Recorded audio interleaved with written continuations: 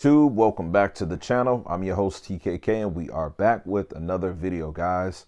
I have a very important to me video that I'm doing today. First of all, let me just say shout outs to both of the Facebook groups with the Vewlix and the Chewlix. All right, so we're going to set you guys up. Timestamps in this video. We're going to have, I think at this point, a healthy discussion within this video. And so we're going to start off with the expectations. So here we are, right?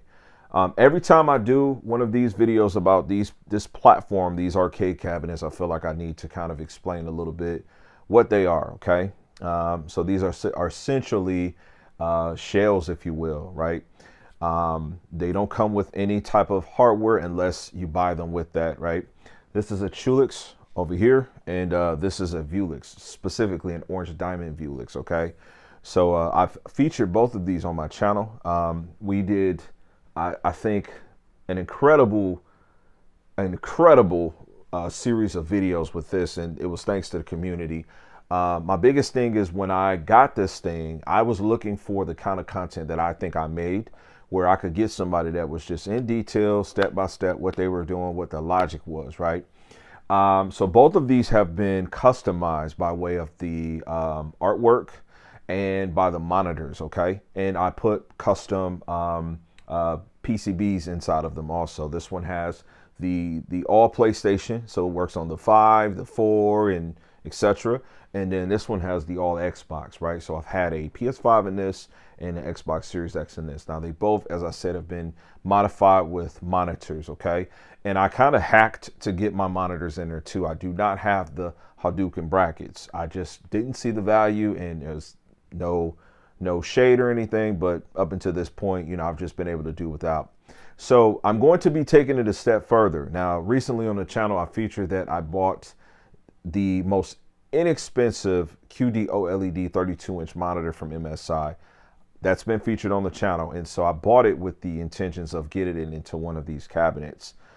Up to this point, I've been deciding, like, man, which one am I going to do? Am I going to put it in the Chewlix? Am I going to put it in the Vewlix? Like, I just don't know. And because the monitor is what it is, I've decided that I'm going to put it in the Chewlix, okay? I'm going to wait for another day to modify the Vewlix some more. As is right now, it's just giving me everything that I want, and I just love it so much. I don't want to break it apart. So today in this video, we're going to be getting a QD-OLED monitor inside this thing. Now, the way that I'm going to attempt to get the monitor fit, I have no idea, because it's a very thin panel with a custom heatsink system on the back of it. And so we're just going to see what's possible. In any event, we're going to get it going right after this intro.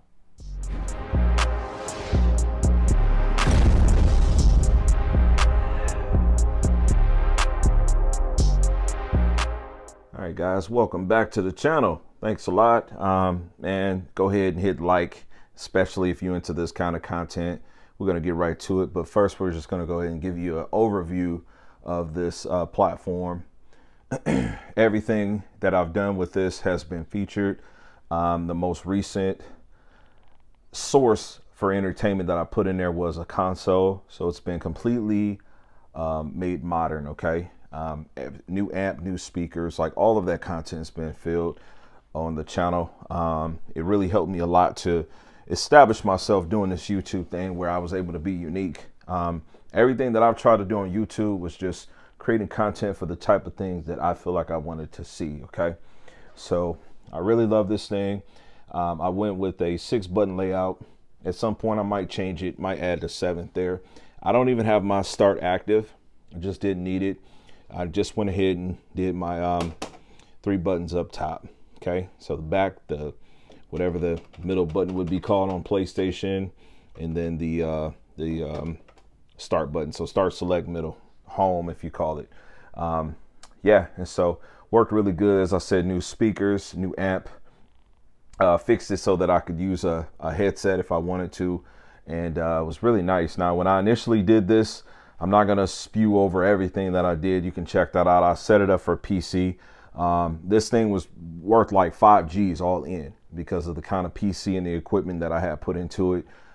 So definitely was one of the most unique but simplistic Chewlix put out there. And when I say one of the most, it's just looking at like all totality of the groups that had them out there. Okay. At one point I had the Elgato Steam Deck, just Stream Deck was just set up to the side, and it just put me in a position where I can just hit one button and could get a game going. But we do have the BenQ Mobius monitor there. That monitor has come down significantly in cost. You can get that monitor that's here that comes with the remote, which isn't a common thing, for around $700-800, maybe less. When I got it 2 years ago, it was like $1,200-1,300 almost. 4K 144 hertz, not full array, HDR intelligence, and it was a good mix for me. It was exactly what I wanted. And so now we have the QD-OLED, the 32-inch from MSI. So we're gonna switch transitions and timestamps, and I want to start talking about like the Hadoken bracket. As I stated in the beginning of this video, up to this point, I haven't seen the value. I don't know how this is going to fit, right? So we have not done any pre-fitting, any measurements or anything. This content is all being shot just real. So by the end of this video, I'm either going to have this thing in here or I'm not, okay? I don't know if that's going to work out. What I've determined is that this may very well, because of how this is designed, as you can see how thin this is. This is common with an OLED that does not have a backlight system. All this back here is just mechanics to keep this thing cooled, okay? As well as the board for you to be able to have your connections, which they're all down below on this monitor. I digress. This thing is super thin and gives the absolute best contrast and color separation that you can get. I may have to buckle down and buy the bracket just because of how thin it is.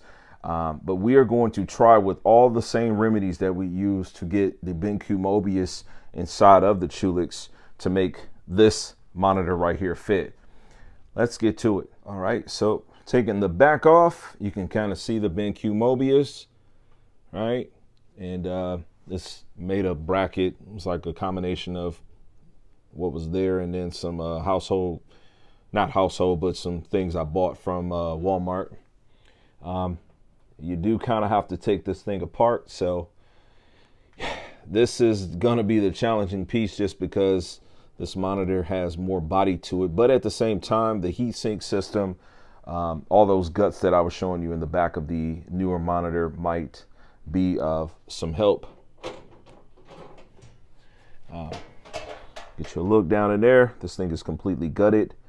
Down below, I'll get you a better look. But I got this set up for the console, the PS5, so a couple of USBs there, the HDMI, and then the power. We do have power. Get you a shot from the front. All right, there's your look down in the front.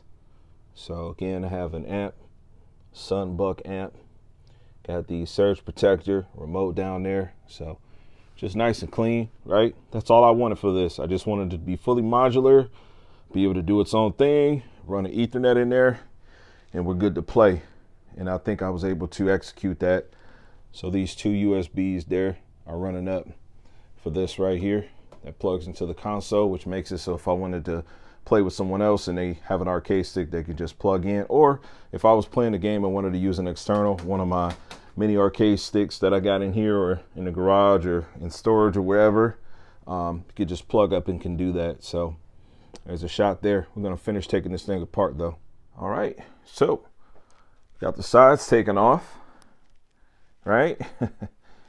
I'm feeling good about this so far. Not sure how it's gonna work out.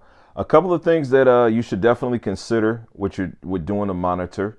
You know, this BenQ Mobius was very well thought, right? Because it had a remote, it had a controller, and so the remote controller made it where you know, I could modify contrast and picture settings and things like that.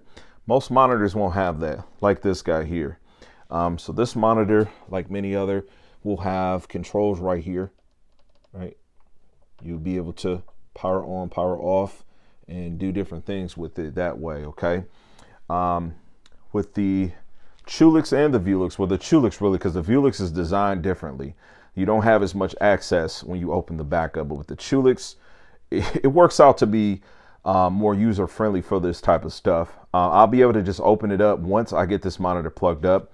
One thing I haven't tested is if this monitor has any type of memory into it. And what I mean is when I unplug it, plug it back up, does it save the settings or not? Because essentially I can soft calibrate this to my liking and I'm good to go, right? But if it doesn't, then that means anytime I plug and unplug or move the cabinet, I have to readjust. Well, that's fine because I can open the back, and as I just showed you, I'll be able to kind of navigate to get to where it is, okay?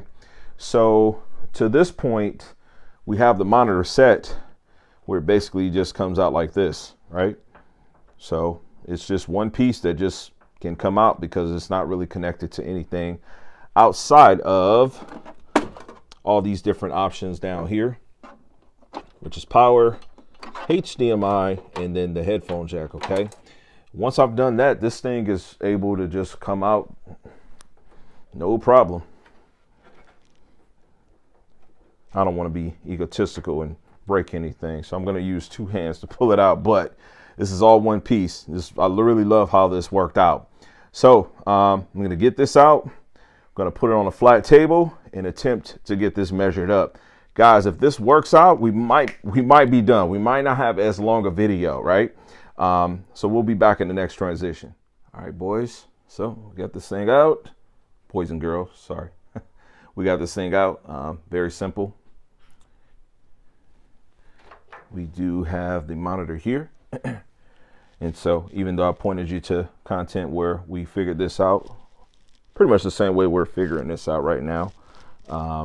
We do have showing you all the extra little steps and pieces. And I'll discuss the discussion that typically comes up with this type of stuff from others. But this is just, you know, inexpensive workaround, you know, to make things work out, and they did work out. So going to get this taken apart and try to get this baby in there. So wish me luck. All right, so here's my BenQ Mobius. We got it taken out. Not much to it. Yeah, this thing was nice. That matte screen finish. The OLED's gonna be way more glossy, more picture pop. This is a good monitor though, man. Got some front speakers on it, a little bit of subwoofer packed into it. Like I said, the HDRI, you can turn that off and you can calibrate this thing and have a lot of pop to it. It is an LED, but great option there. And here's the case. So we got this thing stripped down. All the home remedies we were talking about have been taken out. So pretty much it's just fitting this. I'm gonna get this cleaned on the inside, get that cleaned up really well, and then I'm going to clean the monitor that's gonna go there. The challenge is gonna be because the monitor is gonna be as thin as this glass, literally, and so I won't have as much support, but we're gonna try to make this work. We are definitely gonna try to make it work. All right, man, we got this thing in here.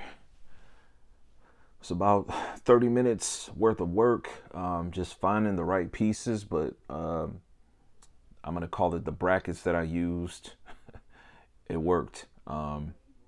Yeah, everything's good. So we're gonna get this thing pushed back. Got the console down in here.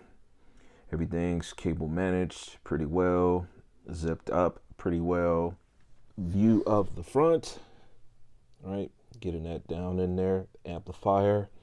Surge protector, so there's just one cord that goes out for that. Got a couple of controllers in the mix. Everything's nice, zip tied up, real clean like. As I said, it's a pretty clean setup. So I've got an Ethernet RAN tucked in, so pretty modular. Right now I got the back off because I want to be able to modify the settings of the monitor. Up to this point, I haven't done any calibrating of the monitor at all. We just kind of unboxed it and reviewed it, but looking really good here. Yeah,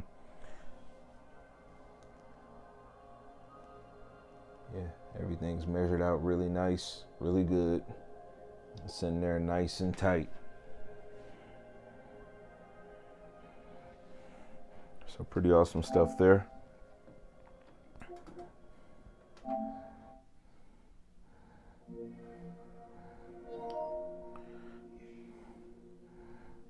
So got some system software update stuff I need to do. It's okay, we can go ahead, we can get that going. All right, man, we got this thing all done. This thing looks so freaking good in person, man. Like, camera to recording to uploading will not do it justice. Number one, it's an OLED, so you get the exact same level of picture detail and contrast at every angle. There's no backlight system, so yeah, perfect contrast. And then it's a QD-OLED, so the level of colors is just, it's on another level, man. Yeah, I'm really happy. I mean, it's unmatched quality. So this has been very, very great for me, getting this thing all situated. Got a couple microfibers on my Vewlix, but yeah, this thing is magnificent. And then the monitor itself has just so many enhancements and upgrades and features where, like, this does not look like a PlayStation 5 game. I mean, the level of sharp and detail is just, it's crazy. Like I said, I know the camera won't be able to really pick it up, but it is just, there's just some crazy detail within everything.